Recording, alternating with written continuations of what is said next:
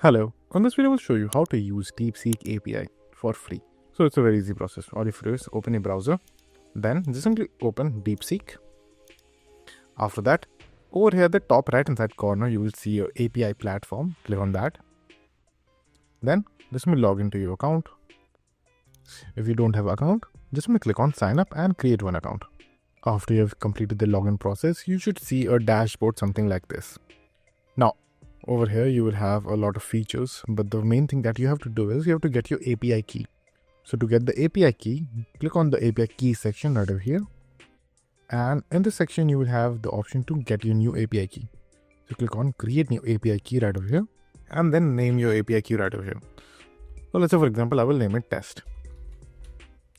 Then click on create API key. Now over here, you will be getting this key as you can see right over here. So the important thing that you have to keep in mind is you have to copy this key right over here and save it somewhere, as you will not be able to see this key ever again. And if you somehow lost this key, you will have to delete this particular key and recreate a new key. So keep that in mind.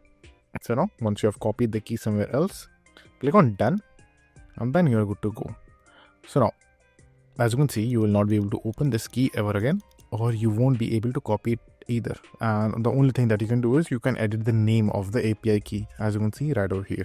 So if you somehow lost this API key, you will have to create a new one by deleting this one and then creating a new one right over here. Now, as the API is free, but it will have token system, so there will be a small amount of token allocated to this API key. Once a token will run out, you will have to add a small top up in order to use the API key. And you can see the usage of your API key right over here in this section. And in order to learn about the pricing for the API key, you can click on the pricing tab right over here to just simply check the pricing. As you can see right over here, you will have all the data regarding the pricing for the API keys. So that's it.